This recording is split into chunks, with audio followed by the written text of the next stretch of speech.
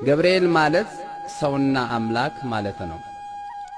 ሊቀ መላእክት ቅዱስ ገብርኤል የእግዚአብሔርን ዙፋን መንበረ ጸባዖትን ከሚሸከሙት አራቱ ኪሩቤል አንዱ ገጸ ሰብ ሲሆን ገጸ ሰብ የሚባለው ሊቀ መላእክት ቅዱስ ገብርኤል ነው።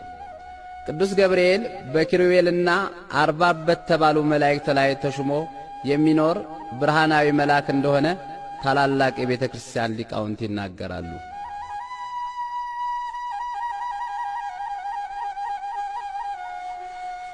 ሊቀ መላእክት ቅዱስ ገብርኤል ከኪሩቤል አንዱ ስለሆነ ቅሩበ እግዚአብሔር አሐዜ መንጦላይት ሰዓሌ ምሕረት በመሆኑ እኔ በእግዚአብሔር ፊት የምቆመው ቅዱስ ገብርኤል ነኝ ሲል ተናግሯል።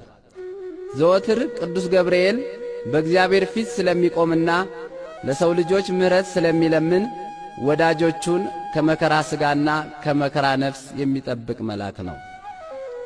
ሊቀ መላእክት ቅዱስ ገብርኤል በመጀመሪያ ጊዜ ማኅበረ መላእክትን እንኳ ሳይቀር ያረጋጋ መልአክ በመሆኑ መልአከ ሰላም ይባላል።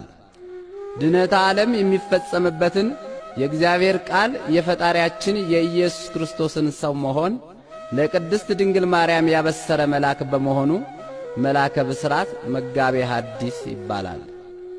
እግዚአብሔር ቃል ጌታችን ኢየሱስ ክርስቶስ ከንጽሕት ቅድስት ድንግል ማርያም በቤተልሔም በከብቶች በረት በተወለደ ጊዜ ልደተ ወልደ እግዚአብሔርን ያበሰረ መልአክ በመሆኑ መልአከ ፍስሐ ወሐሴት የፍጹም ደስታ መልአክ ተብሎ ይጠራል።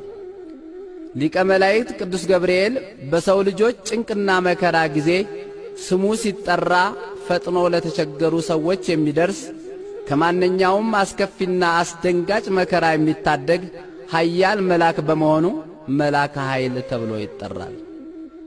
ልዑለ ባሕሪ እግዚአብሔር አምላክ አእላፍ መላእክትን በዕለተ እሁድ ከፈጠረ በኋላ ከመላእክት ልቆ የተፈጠረው ሳጥናኤል ወይም ዲያብሎስ የሐሰት አባትና ጀማሪ በመሆኑ እኔ ፈጠርኳችሁ ብሎ የሐሰት ቃል ለመላእክት ተናገረ።